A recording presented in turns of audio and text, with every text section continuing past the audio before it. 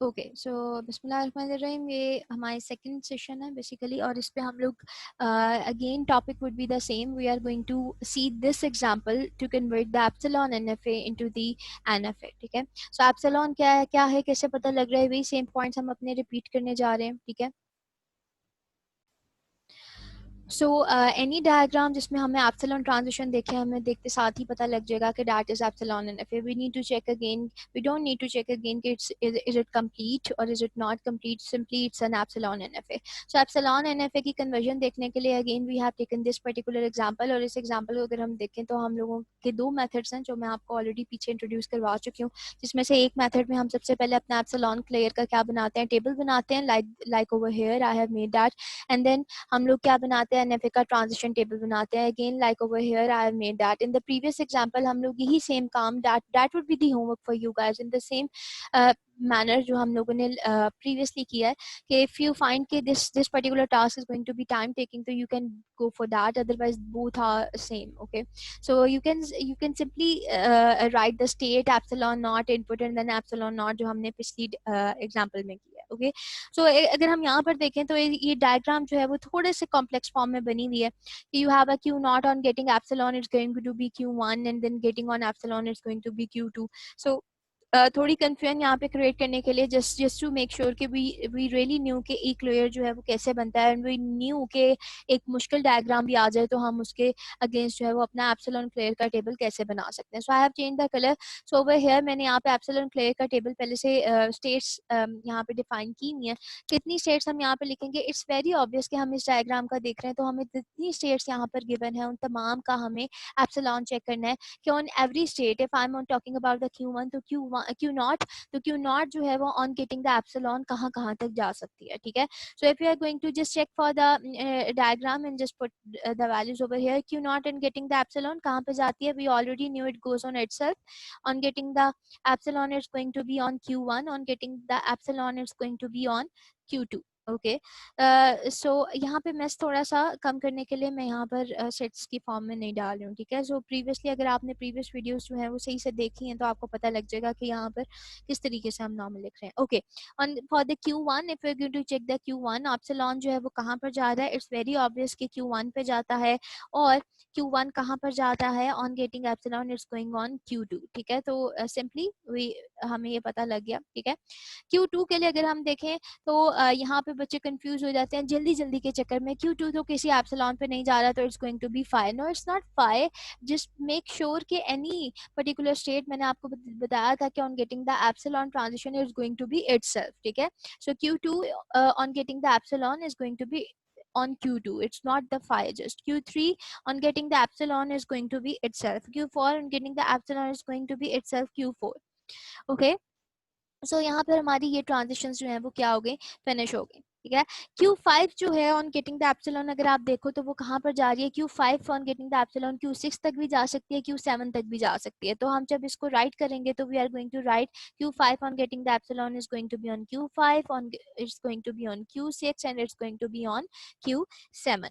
Okay, and then Q6 को अगर हम देखें तो Q6 on getting the epsilon is going to be on Q6, on getting the epsilon is going to be on Q7, Q7 on getting the epsilon is going to be on Q7. तो that would be our epsilon clear table. I hope so ये अब आपको समझ आ गया हो. तो for any particular diagram it's very easy to judge कि okay epsilon clear का टेबल जो है वो किस तरीके से बन सकता है. ठीक है, so if we talk about the our formula, तो we remember कि हमें सबसे पहले on getting Qi, ठीक है, for every Qi we need to check the epsilon clear first, and then we need to check for input, every input symbol. ठीक है, तो यहाँ पर हमारे पास हर स्टेट के लिए हमने हर इनपुट सिंबल की ट्रांजिशन देखनी है. If we are going to get that particular transition तो उसके बाद हम क्या करेंगे, हम उसका दोबारा से एप्सिलॉन क्लियर निकालेंगे. तो अगर आपको याद हो तो पिछली वीडियो में हम लोगों ने सेम यही काम किया, just in a different way. So I have this transition table and that transition table is basically for NFA. तो अगर हम देखें तो क्यू नॉट के के लिए हमने एप्सिलॉन निकाल रही है, we don't need to again to get the epsilon, ये एप्सिलॉन हम निकाल चुके हैं, तो हमारा फर्स्ट काम जो है वो हो चुका है. So now what we have to do, we have to check the each particular state on against every input symbol. Okay, so for the q naught we are talking about the q naught on getting the zero, कहाँ कहाँ तक ये zero तक जा सकती है. q naught on getting the zero अगर आप देखो तो ये कहाँ तक जा सकती है. यहाँ पे बच्चे बहुत ज्यादा कंफ्यूज हो जाते हैं, लेकिन I am going to pause that just to know कि आप लोगों के आंसर्स क्या हैं इस पे. Okay, so over here what I have did, I put the step number 1 over here ताकि हम यहाँ पे confusion को जो है वो हटा सकें. तो Q naught in getting the epsilon we already know it's going on Q naught, Q1, Q2. So for each particular state over here जो हमें यहाँ पर मिली है, but we need to do, हमें यहाँ पर क्या check करना है, हमें check करना है कि Q naught on getting 0 कहाँ पर जाती है. So we knew कि Q naught on getting 0 it goes nowhere. ठीक है, तो यहाँ पर ये कैंसिल हो जाएगा. सो क्यू नॉट की बारी खत्म. Q1 पे अगर हम देखें तो Q1 on getting the zero ये कहाँ पर जाती है, Q1 on getting the zero it's going on itself, तो हम कह सकते हैं कि ये Q1 पे जा रही है. ठीक है, and similarly we can say Q1 हो गया, Q2 on getting the zero ये कहाँ पर जा सकती है, Q2 on getting the zero can go on Q3. ठीक है, so you see कि हमारे पास जो पर्टिकुलर ट्रांजिशंस आई हैं on getting for the input symbol zero वो क्या आई हैं, Q1 और Q2 आई हैं. and then the third pattern was this कि हमें दोबारा से क्या निकालना है, उसका एप्सिलॉन क्लेयर निकालना है. तो Q1 का एप्सिलॉन क्लेयर हमें पता है, you can see now you can see in this particular table Q1 का एप्सिलॉन क्लेयर क्या है, Q1 है और Q2 है. ठीक है, सिमिलरली Q3 यहाँ पर हमें मिला था, Q3 का एप्सिलॉन क्लेयर जो है वो क्या है, Q3 का एप्सिलॉन क्लेयर Q3 इटसेल्फ है. ठीक है, तो हमारे पास अगर आप देखो तो मेरे पास क्या चीज आई है, मेरे पास ये चीज आई है Q1, Q2 and Q3. So I can say कि Q not on getting Q naught on getting for the input symbol 0 where it can reach, यहाँ पर हमारे पास NFA के टेबल में क्या आया, Q1, Q2 and Q3. Okay, so don't just get confused के it is going to be on Q6. just make sure कि आप कौन सी चीज निकाल रहे हो. when I'm going to ask this particular thing कि this state on getting the epsilon ये कहाँ तक जा रही है, तो आपने every possible state तक देखना है जो कि reachable है इस particular state तक. ठीक है, तो उसके लिए आप देखेंगे.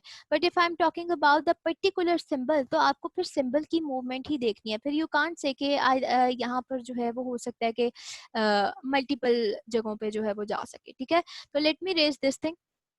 सो let's try again for what now. अगर हम क्या करते हैं, हम दोबारा से देखते हैं Q नॉट के लिए हम वन को देख लेते हैं. ठीक है, तो आप डायरेक्ट भी देख सकते हो उस चीज के लिए, that's totally fine. But Q naught के अगेंस्ट हम किसको देखें, वन को अगर हम देखें, तो if you are going to talk about the one तो हमने देखना है कि Q नॉट का एप्सिलॉन क्या है. We knew the first thing is this particular thing, तो हम यहाँ पर लिख लेते हैं कि Q नॉट का एप्सिलॉन क्या है. Q नॉट का एप्सिलॉन है Q not, Q1 and then Q2. Okay, so now just check कि Q not on getting the 1 ये कहाँ तक जा रहा है, Q not on getting the 1 ये आपका कहाँ तक जा रहा है. Again you can think about that कि where it particular goes.